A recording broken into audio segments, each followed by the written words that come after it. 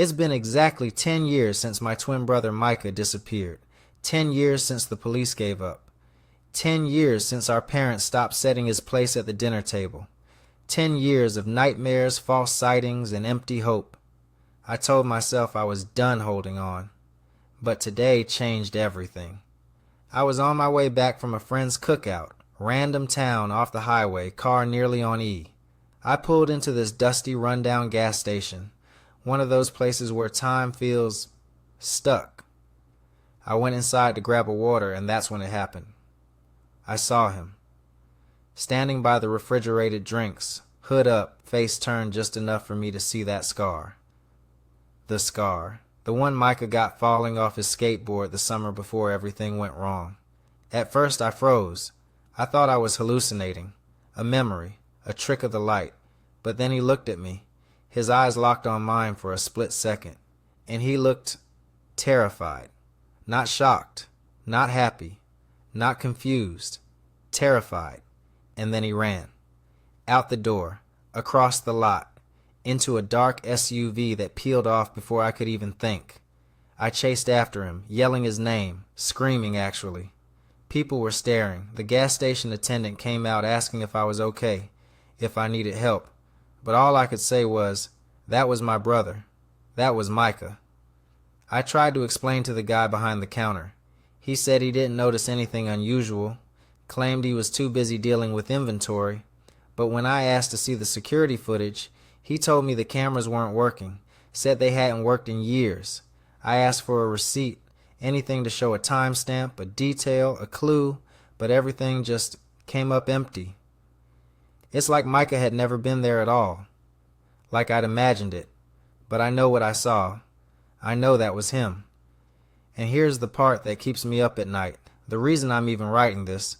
When I got back in my car, there was a folded piece of paper tucked under my windshield wiper. It had no name, no number, just one sentence. Stop looking for me, or you'll get us both unalived. What does that mean? Who's us? And why would my own brother tell me not to find him?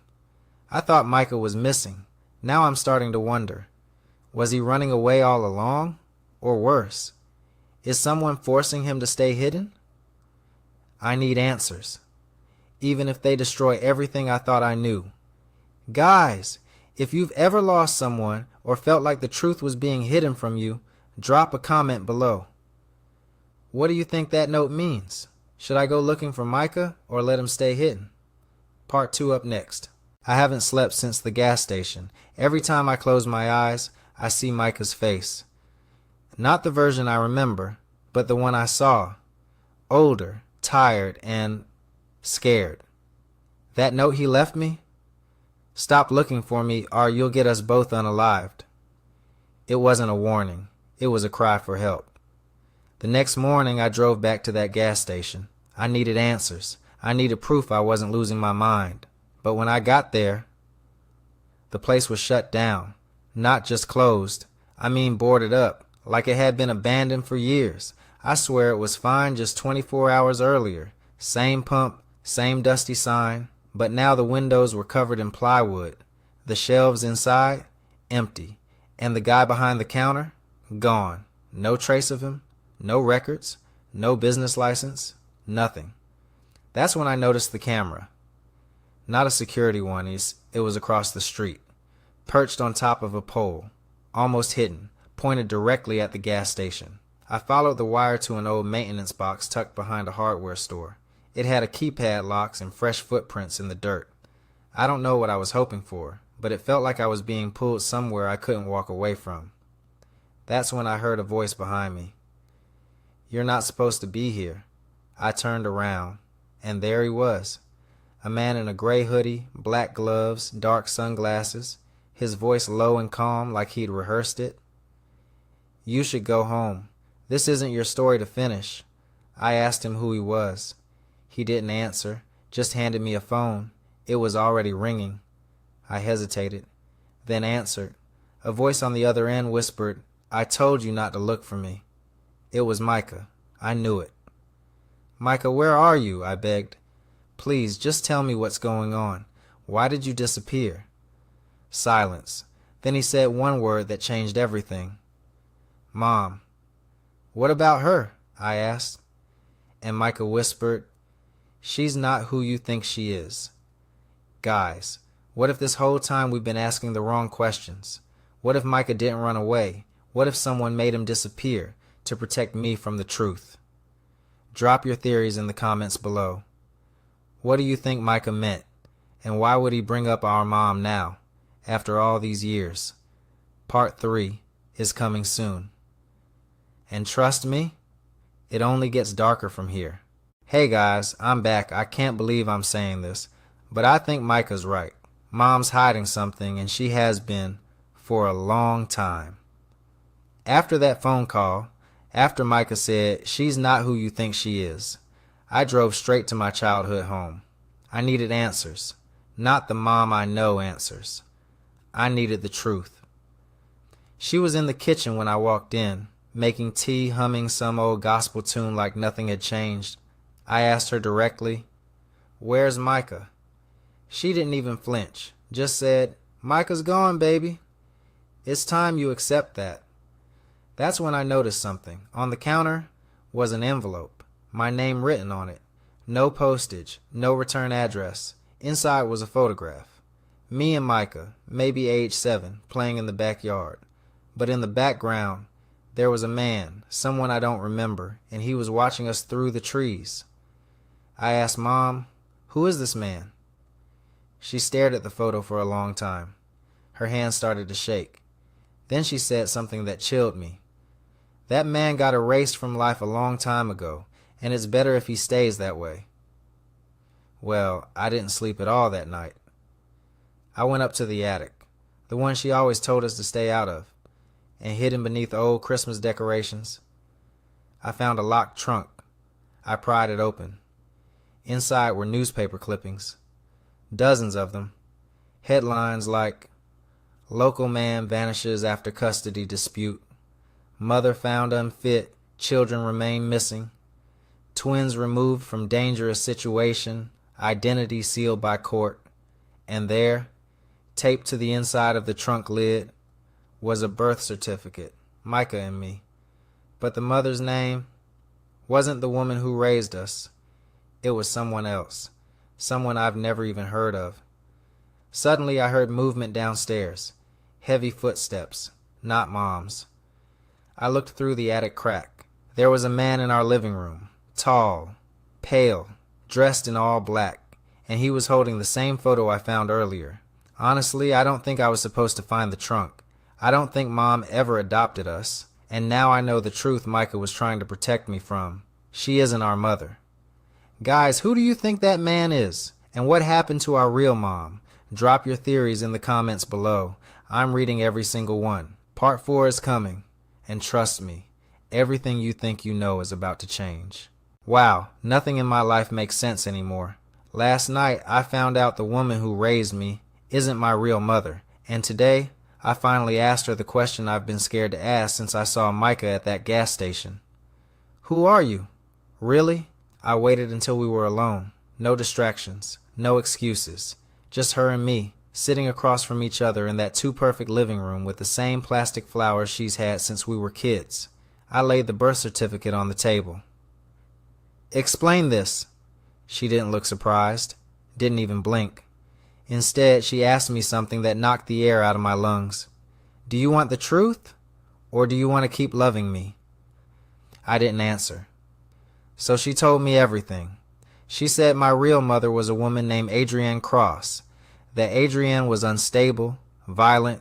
She lost custody of Micah and me when we were 4, but instead of going through legal channels, she ran with us, changed our names, moved us across the country, told everyone I was hers, but Micah never forgot.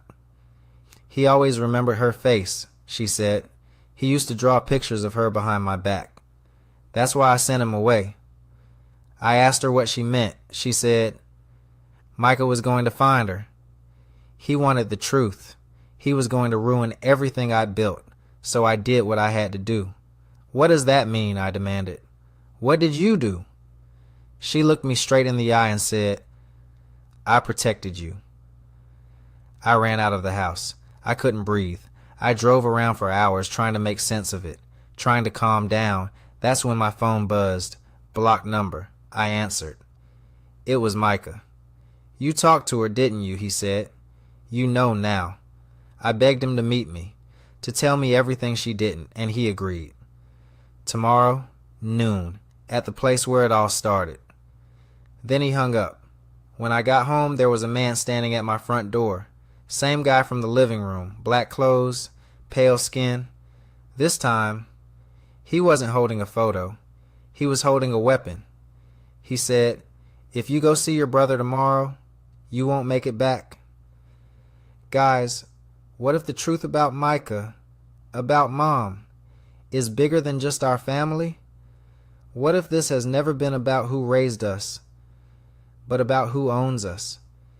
Should I go to the meeting with Micah, or stay safe and try to expose the truth from a distance?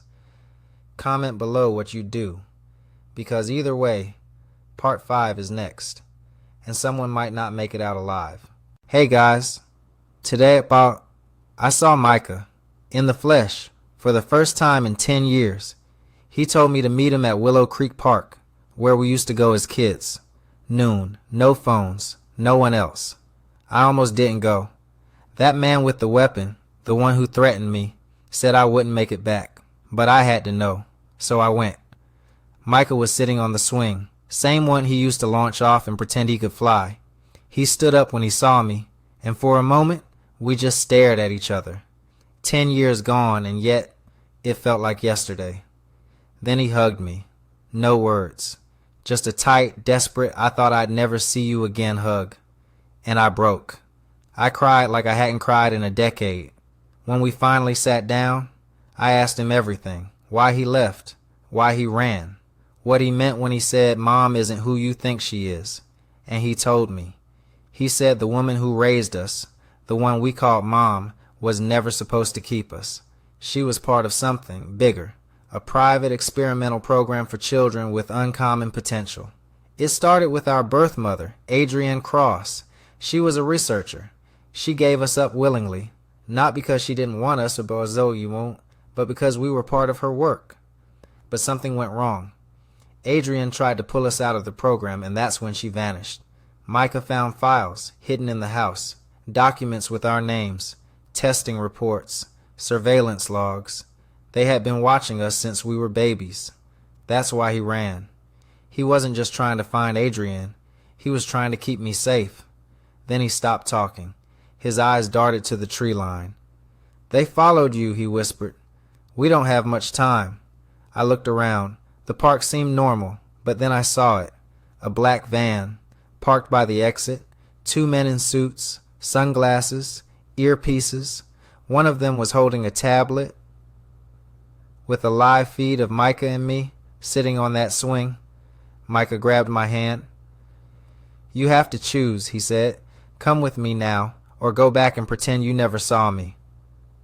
Because if you come with me, there's no going back. No home, no phone, no family. And then he said, but you'll finally know what happened to Adrienne, our mom. Guys, I stood there, staring at my twin brother, wondering what kind of life I was born into and what kind of life I was about to enter. And now I have to decide. What would you do? Would you go with Micah and risk everything for the truth, or walk away and protect the life you know? Comment down below, because if I leave with him, this might be the last time you guys hear from me and the last journal entry I ever write. Hello again, guys. If you're hearing this, it means I chose the truth. I ran with Micah. No plan, no backup, no looking back. We cut through the woods behind the park, hopped a fence, and sprinted until we couldn't breathe.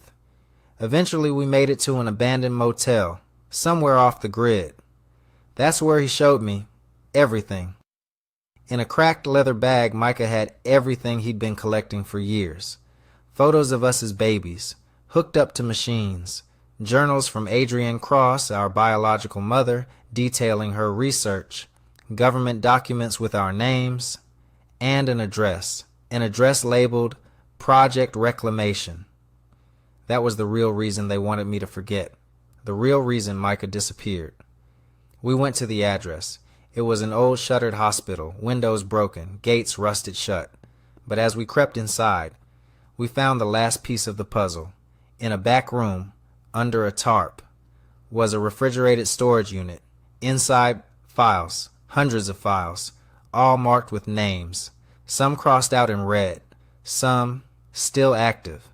My name was there. So was Micah's and Adrian's. But Adrian's file was marked, subject deceased, terminated at subject's request. Our mother didn't abandon us.